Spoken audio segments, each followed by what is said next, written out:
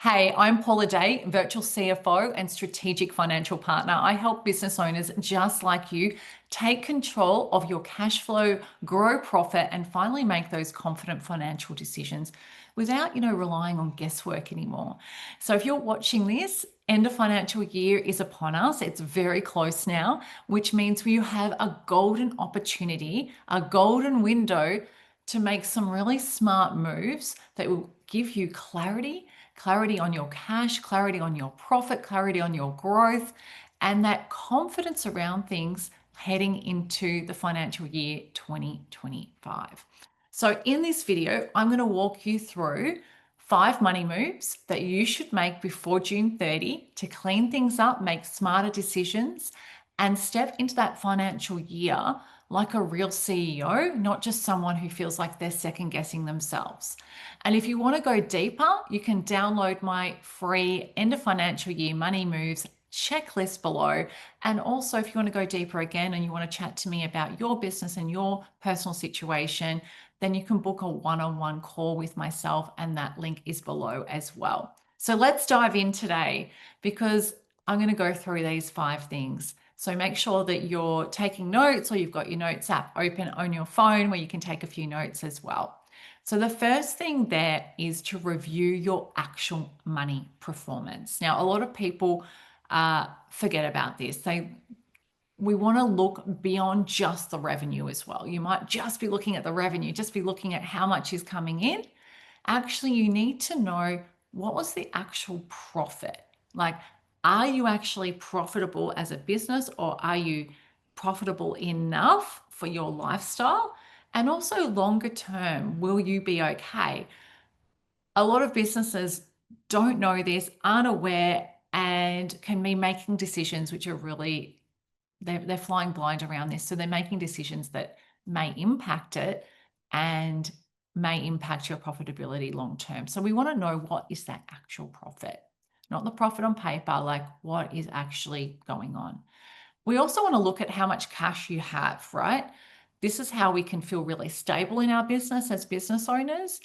And if we were to have a slow month, could you survive, or would you be, digging into debt just to keep the lights on in the business?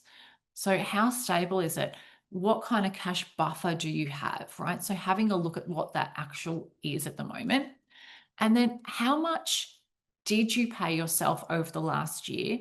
And was it you working crazy hours and getting paid lower than your first time job? Or was it you being the owner that you are and getting paid for what you're doing? So have a look at that as well. Like, how much did you pay yourself? Is that okay? Could you survive? Is that somewhere that you want to keep it? Is it something that you need to adjust? And then we want to have a look at, what are those biggest expense leaks that are happening in the business right now? Like, what are you spending your money on? We've had a lot of change over the last year. So if you're thinking of the end of 2024 and the start of 2025, we've had a lot of really big changes in technology, in AI coming in. If you're operating in a space, the same space, doing the same thing in the same way as you did a year ago, I am 100% sure you could probably do things smarter, better, quicker, differently with a newer software or AI update or something like that. So it's worth looking at this. Where are those biggest expenses and where are those biggest leaks? Okay. So end of financial year, it's not just about a tax deadline. It's not just about that stress. It's a financial turn point. But if you use this properly, okay, you can really turn the business around to have a really strong year if you just sit down and just do a bit of a review. The second thing, the second money move that I'll go through is, how much do you need for that buffer, that cash buffer? Like, this is the number that helps your business feel safe, right? Now, a lot of people are operating on a state of money comes in, money goes out, more money comes in, more money goes out, right? What we need to understand is, if for some reason revenue stopped tomorrow, how many months could you survive in the business? We're not talking about like dream life. We're talking about real, how much do you need to keep the lights on, keep it going for a month. And also how much, like, that should include your pay as an owner, it should include what you are paying yourself, because you don't want to turn around and say, hey kids, I can't afford to send you to that school this month, or I can't do that trip, or I can't do that, or I can't afford groceries, or I can't do this, because you haven't planned for that. So what amount do you need set aside for a month's worth of bills? And like, do you need more than a month? Do you need 3 months? Do you need 6 months? What's your cash, buffer that you need to pop aside? And if you don't have that in place, what's your plan to start to build that up? That's it. So don't look at it and go, oh my gosh, I don't have it in place and I'll never get it in place. Look at it, understand what the figure is, and set up a little plan to start putting some savings into the cash buffer, so you build it up and build it up slowly, so it's not a huge burden. Build that up so that you have a cash buffer in place if something bad happens, if you're sick, if you can't work, if the business doesn't have any clients coming in, if we have another space in the economy that sets, no one's going to come into your business and buy, whatever that is, you're okay. That's what we want to know, that you've got enough time to turn things around. If that's 3 months, if that's 6 months, whatever that is for you.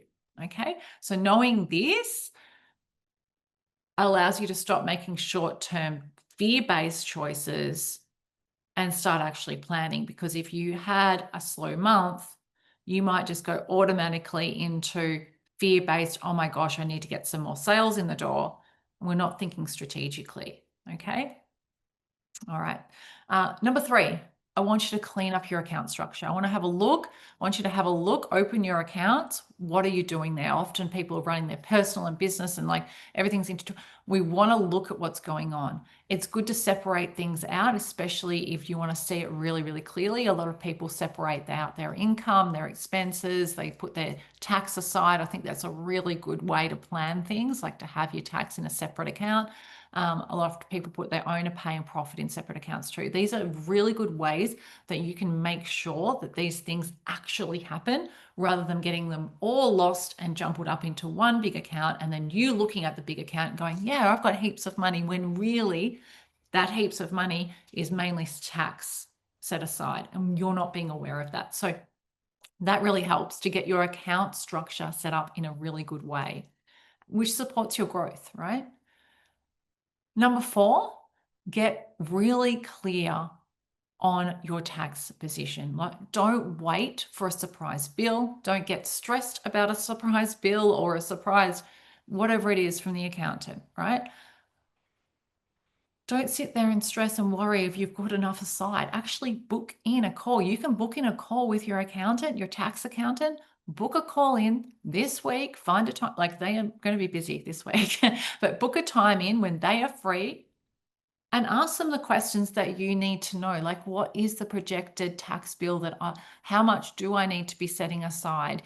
Is there anything I need to prepare for now, right? Am I structured correctly? Sometimes I speak to owners and their business actually isn't set up structurally okay. So, talking to your accountant, you can get all of those things in place and make sure it's all okay. So if they give you vague answers or speak in a different, language, sometimes we refer to it as Accountanese, we speak differently. Ask them further questions. Just ask, what do you mean by that? How, can you put it in clear words for me? And if you really can't understand it, get some better, different financial advice. Okay. Like, ask another accountant. Number 5, create your financial year plan, your 2025 plan, right? Revenue goals aren't enough. Like, you need to know what those goals are. Yes, absolutely. Fantastic. And that's where a lot of people kind of stop. Yep, that's how many sales I need to get. This is how much revenue I need to have coming in. What's your actual personal goal for your pay goals? What's your actual personal financial goals this year? And that will impact what you're going to do in the business too. Like, you might be saving up for a home, or you might be looking to invest in a certain next investment. It's like all of these things will matter. You might be thinking, right, I'm going to wrap the business up in 3 years' time, so I need to do this, or I'm going to be doing this. Whatever those financial goals are, those life goals, you need to look at that within the structure of like, okay, now what does that mean for this year financially in my business? What do I need to achieve? And let's get that down. So it's not just what income we're targeting, it's also that bigger picture. Are we actually all heading in the same direction, or are we going in different directions, right? We also want to know what the cash flow forecast is. Like, a lot of people miss this. So they're sticking everything in one account. They're kind of like got a bit of a buffer there on how much they need to have in there. And it's all a bit of an in, out, in your head stress every single month, hoping that, you're going to have enough cash coming in to cover the outs, right? What we want to do is forward project that, actually have a cash flow forecast for the next 12 months, know what's going on, what's coming in, what's going out, because it doesn't matter the size of your business. You might have a $1 billion business, but we've all seen those $1 billion businesses go under. And a lot of the times it's because they actually run out of cash, or they don't see something. They haven't forward planned something. And then that something happens and they have no plan for it. So having a forward cash flow is really vital for any business. Getting that in place is really, really vital. So,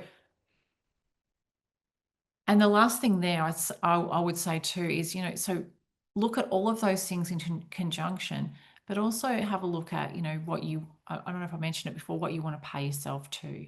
Like, a lot of people I speak to, they're working crazy hours and they're actually taking a lot less pay than what they should or could be doing if they had have just had a bit of a better look at this. Okay.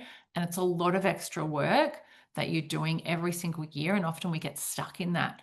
We get stuck on the cycle of just like doing it year after year after year and thinking, you know what, if I make more, I'll get more. If I make more, I just have to make more. I just have to get more. And then you make more. And like, where's the more? Okay. So it's about some better systems in place financially too. And it's just a little bit of planning, right? So if you can take these 5 things away, or even grab the checklist, that'd be really good.